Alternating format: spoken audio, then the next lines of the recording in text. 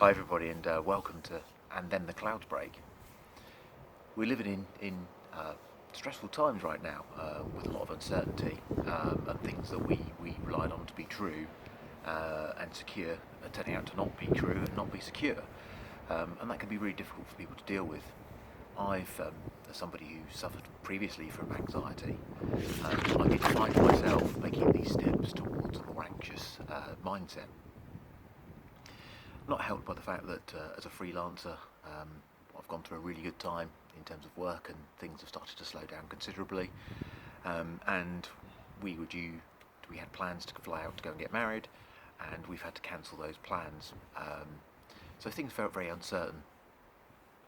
And as I started to make these steps into an anxious mindset, I noticed that this was happening, and decided I would do what I could to flip that mindset. So I sat down and wrote a list of positives that could come from times that seem pretty scary to almost all of us, particularly as the reality of schools closing and the difficulty in being able to work, etc., hits home.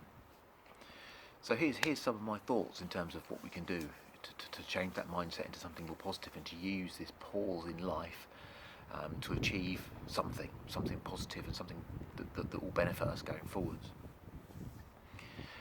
This time will allow me to do more running. I've been working quite a lot recently, which has inhibited my chance to run. I'll be able to run more because I go out running in the countryside, I go out running in the streets, so I am still isolating myself. I have a list of jobs to do around the house, including tidying out the garage and sorting out my office, which has become effectively a glorified dumping ground for stuff over the past year. So that's I want to clear that space and make that space somewhere that I can use to do my work, but somewhere also I can use to relax. My carbon footprint will be reducing. I won't be travelling, I won't be going into the city, I won't be going elsewhere to work, so I will be burning less fuel. That's got to be positive for everyone, and we've seen some of the examples now in terms of Venice, in terms of the air quality in Japan, for example. As people travel less, the air quality is improving greatly. I'll be able to appreciate the things that I have, so the things that are in my life I'll be able to appreciate more, and be grateful for them in a way perhaps I wouldn't have been previously. I could do more of this, I could do more vlogging. I love vlogging, I really enjoy it. And I find it great for me, and I hope that other people who listen get something positive from it, so I can do more vlogging, which I'm planning to do over the next few weeks. More time to meditate. I meditate daily anyway, but now I perhaps might have a chance to meditate twice a day or for a longer period of time. That is always good for my mental state, and actually makes me feel much more relaxed and better able to enjoy life and cope with the challenges that life presents. I can read more.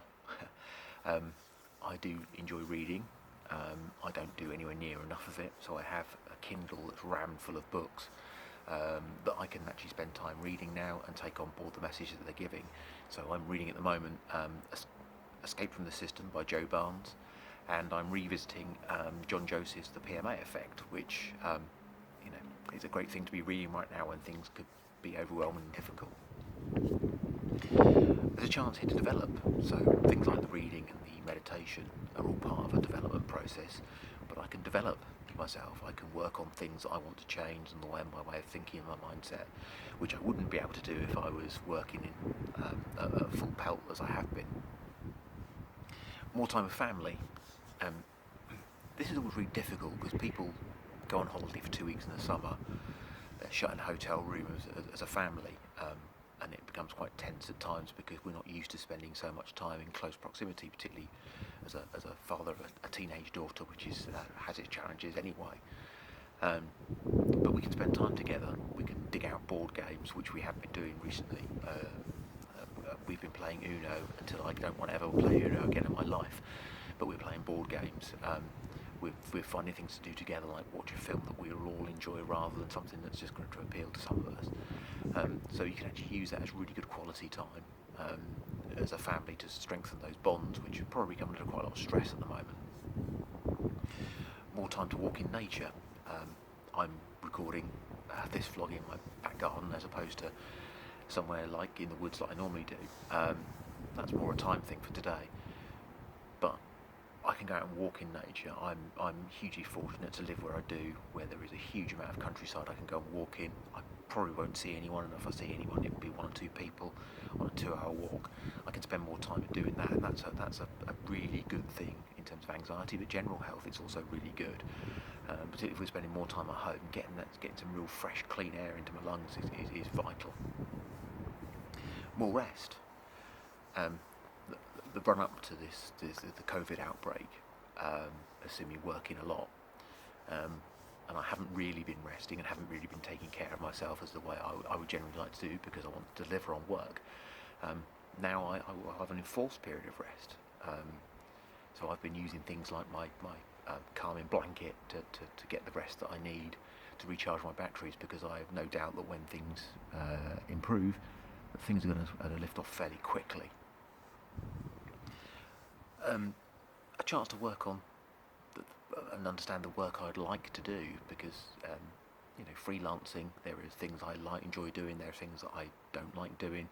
I can probably work out a bit more of the things I like to do, but also develop myself professionally. So talking about self-development, but also professional development. So skills that perhaps I haven't used much for a while, or skills that I'd like to learn. This is a great chance to sit there and learn those things without the pressure of doing all the other things in life that we need to do. A chance to listen to more music.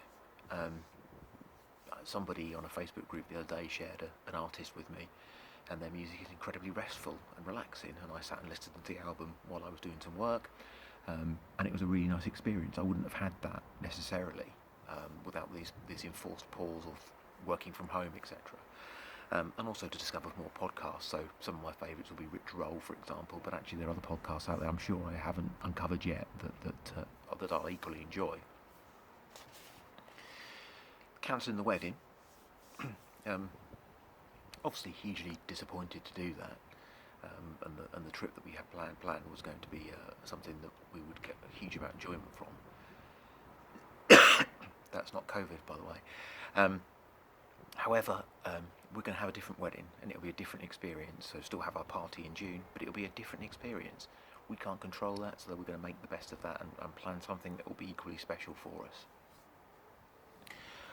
I love my gaming. I got given a number of games over Christmas which I haven't yet played, so this is an opportunity for me to get back into doing some of this gaming that I'd like to do. And my daughter is of course hugely excited that Animal Crossing has come out today, and I bought some trail shoes recently which have been sat patiently in their box waiting for me to try. I'm going to go out and do that, because I've booked for a trial race, but I'm 99% certain that won't happen now. But I still want to go and do trail running, because trail running is something different. I've never done it before. It'll be a completely different challenge for me to go and face that head on. And I found when I wrote that list, which I'm sure I'll add to over the coming days and weeks, I suddenly, the fear and the anxiety of the uncertain, and what's happening in the world right now, and the changes that are being forced upon us, they evaporated, they burnt off. So I went from edging towards that anxious place where life is uncomfortable and feels unpleasant. I rolled that back by spending 10-15 minutes writing a list into feeling incredibly relaxed. Please don't think that I'm downplaying the financial hardship that many will have globally right now, particularly people on 0-hour contracts, etc. And I appreciate that what I do is a skills, as a profession that there's a skills shortage of. And I'm in an incredibly fortunate position that I worked hard to build up that layer of fat to keep me going. But that'll mean we have to adjust our lives, because that's just the situation we're in. But actually, the change in that mindset took the real sting out of what was happening, the real sting out of my mindset, and it really, really made me think in a more positive way. I know that positivity will ebb and flow over the next little while, I've no doubt. However, that positivity is something I'm referring to, and I'm referring to this list today, for example, to keep me positive and keep that mindset right, because when things go back to normal, life is going to become hectic again. and I want to use the time I've got to its maximum benefit. Time is the one thing that none of us have an infinite amount of. We born, we live our lives, and then we die.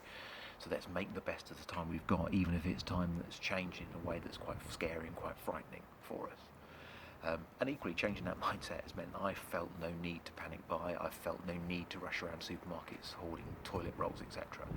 Because I know I have enough. I know we have enough. I know there are people who have far less than us, and we're really in a privileged position. So I think that's my challenge to you guys. Can you look at this? If you're feeling anxious, if you're feeling nervous, can you flip it on its head? Can you change it? Can you think about it in a different way to help your resilience to what's happening?